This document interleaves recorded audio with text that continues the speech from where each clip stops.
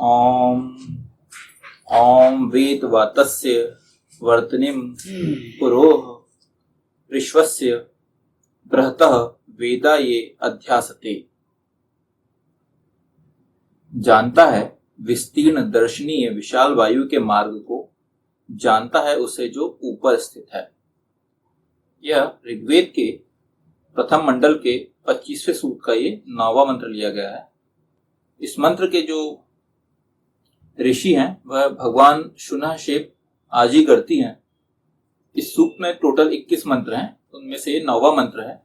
मंत्र का जो देवता है पूरे सूक्त का, उस मंत्र का वरुण है, अर्थात वर्ण किए जाने योग्य राज्यनायक। छंद जो है वह है निश्रत गायत्री और स्वर जो है पूरे सूक्त का है वह है षड्ज।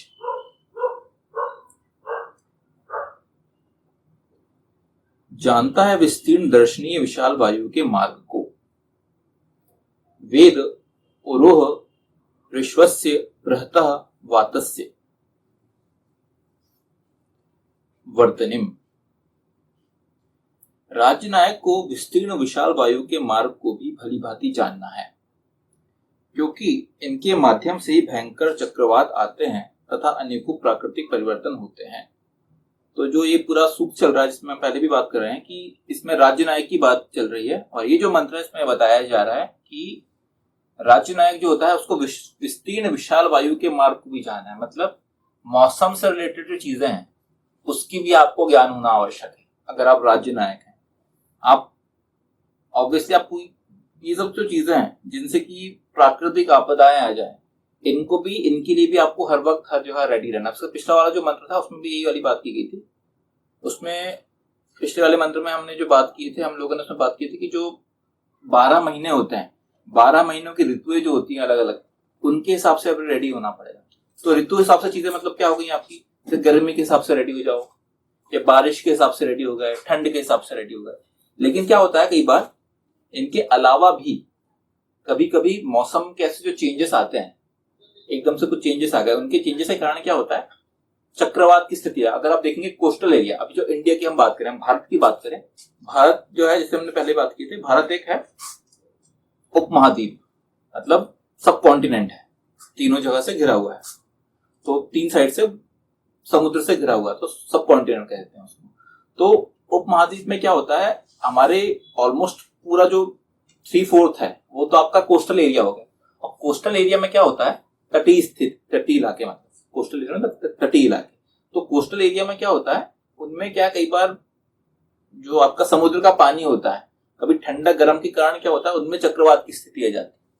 तो उसके लिए भी यहाँ पे ये जो मंत्र है ये बोल रहा है कि आपको जो भी विस्तीर्ण वायु मार्ग, वायु के जो मार्ग है, मतलब ऐसी जो स्थिति है जिससे कि कभी भी ऐसी स्थिति उत्पन्न हो जाए कि चक्रवात वगैरह आ जाए, तो उनके लिए भी आपको रेडी रहना है एज अ राज्यनायक। वर्तमान समय में यही कार्य मौसम विभाग किया करता है। पूर्वानुमानों के द्वारा प्रशासनिक व्यवस्था को विपरीत परिस्थितियों से निपटने के लिए तैयार रखा जाता है।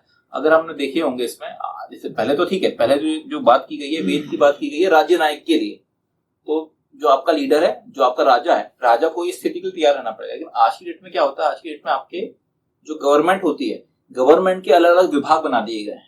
तो एक हमारा मौसम विभाग एक अलग रहता है, पूरा विभाग है जो कि इन जो चीजों से, मौसम रिलेटेड जो चीजें हैं उसको डील करने के लिए रहता है। वो बताता है कि आज का टेम्परेचर कहाँ कितना है, इसमें कहाँ पे ज्यादा गर्मी पड़ रही है, कहाँ पे कैसी हवाएं कितनी स्पीड से चल रही हैं। सिमिलरली वो लोग क्या काम करते हैं, उन लोगों का काम रहता है कि ये जो चीजें हैं इनका पूर्वानुमान लगाना, कि अगर कहीं का पानी गर्म ठंडा हो रहा है उसके हिसाब से कहीं चक्रवात वाला तो नहीं बन रहा है, कहीं और से तो नहीं आ रहा है।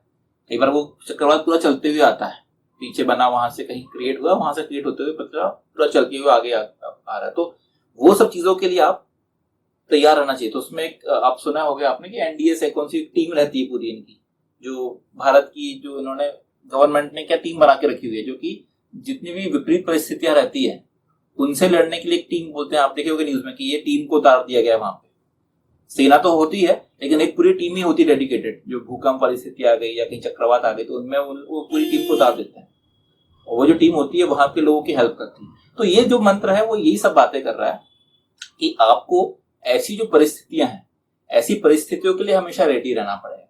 क्योंकि कुछ चीजें होती हैं, कुछ चीजें आपके हाथ पे नहीं रहती, क्योंकि एकदम से अगर ये चीजें हो गई, चक्रवात की स्थिति आ गई या भूकंप की स्थिति आ गई, उसमें कई बार हम कुछ नहीं कर सकते, हम एज ए इंडिविजुअल कुछ नहीं कर सकते। हाँ, गर्मी आई है या बारिश हो रही है तो आप उसके लिए कई बार रेडी भी हो सकते हो। चलो गर्मी का टाइम आ गया तो हम गर्मी के लिए रेडी हो गए, अपने कूलर वगैरह साफ कर लिए। बारिश आ गई तो अपने अपना पूरा ऊपर की व्यवस्था वगैरह, अपनी छत वगैरह सब रिपेयर करवा लिए। ठंडी आ गई तो अपने गर्म कपड़े खरीद लेंगे, जो भी खरीदेंगे, तो इनके लिए हम रेडी हो पाते हैं। जो पिछला मंत्र था वो उसमें 12 महीनों की ऋतुओं के बारे में बात की गई थी, उसमें रेडी होने की बात की गई थी राज्य नायक।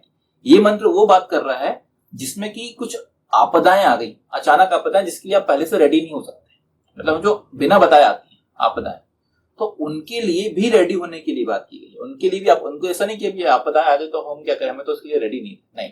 राज्य नायक को ऐसी परिस्थितियों के लिए भी रेडी रहना पड़ेगा, उसमें ये मंत्र यही बात बोल रहा है। यदि इस हेतु व्यापक तैयारी नहीं की गई तो महाविनाश हो सकता है और जनधन की भारी हानि हो सकती है। मानव उत्थान के लिए किए गए अनेकों प्रबंध नष्ट हो सकते हैं, जैसा कि हम वर्तमान समय में अनेकों स्थानों पर देखा करते हैं। आप अब देखेंगे इस समय हर साल में 2 बार 3 बार आप देखेंगे कोस्टल एरिया में कहीं पे ये परेशानी आती है।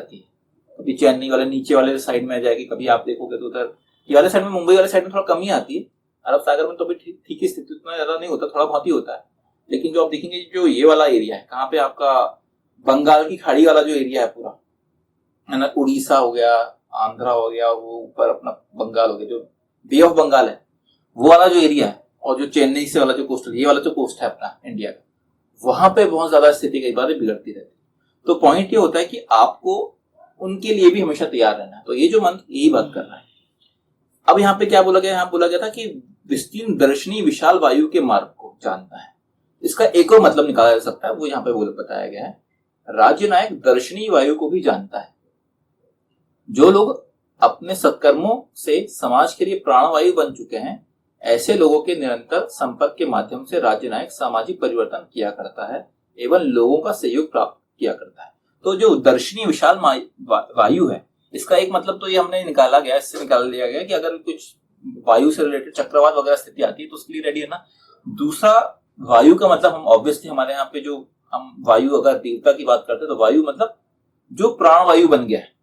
तो जो आपका राज्य नायक है, ऐसे जो दर्शनीय वायु लोग हैं, मतलब जो प्राणवायु हैं, इनकी भी हेल्प लेता है। अब ये क्या हुआ, तो जो दूसरा मतलब यहाँ पे निकल के आ रहा है वो है दर्शनीय प्राणवायु को भी जानता है और समाज के लिए प्राणवायु बन चुके लोग जो हैं उनसे संपर्क में रहता है और इसके माध्यम से सामाजिक परिवर्तन होता है। अब इसको समझेंगे, इसको तो हम देखेंगे आज की डेट में।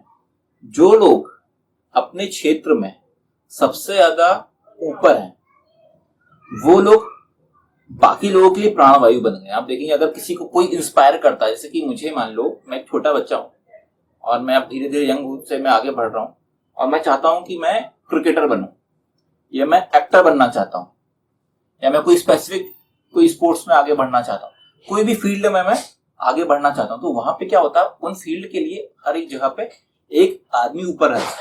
क्रिकेट के लिए आप देखेंगे आज की डेट में देखेंगे तो विराट कोहली, रोहित शर्मा हो गए, या पहले थोड़ा सचिन तेंदुलकर थे, उसके पहले गावस्कर, कपिल देव, ये लोग होते थे। मूवीज में देखेंगे तो आप देखेंगे अमिताभ बच्चन हो गए, आज की डेट में बहुत सारे यंग मूवी के एक्ट्रेस वगैरह। तो पॉइंट ये है कि ये जो अपनी फील्ड के प्राणवायु बन गए हैं बाकी लोगों के लिए, जिनको लोग जिनसे इंस्पायर होने की कोशिश करते हैं कि इनके ऐसा बनना है मुझे। तो राज्य नायक जो आपका होता है, राज्य नायक इन लोगों की सहायता लेता है सही तरीके से प्रशासन करने में, ताकि वहां की जो लोग हैं वो लोग सही तरीके से सही डायरेक्शन में चलें, सही डायरेक्शन में आगे बढ़े। तो आप देखेंगे हमारे यहाँ पे, अगर आज की डेट में आप इस चीज को देखेंगे तो आप पाएंगे कि अपने जो प्रधानमंत्री हैं, आप देखेंगे प्रधानमंत्री जो होते हैं, अभी जो प्रधानमंत्री हैं, वो हर एक फील्ड में जो भी लोग हैं उन लोगों से भी उनकी एक देखेंगे मुलाकात वगैरह होती है। अब वीडियो वगैरह देखेंगे आप उसमें कि अभी मान लो कोई जैसे अपनी जो टीम है ओलंपिक के लिए जा रही है, तो ओलंपिक के जो सबसे अच्छे जो लोग हैं, एक जो टीम जा रही है, एक ओलंपिक का संघ है, तो उससे प्रधानमंत्री जाके मुलाकात करेंगे, उनसे मिलेंगे। आप देखेंगे कोई अगर एक्टर के जो टीवी के रिलेटेड हैं या मूवी से रिलेटेड, जो फिल्मों से रिलेटेड जो पूरा का पूरा एक फैटर्निटी है, उस फैटर्निटी से भी प्रधानमंत्री की कभी मुलाकात हो जाएगी, इन लोगों से ही मिलेंगे।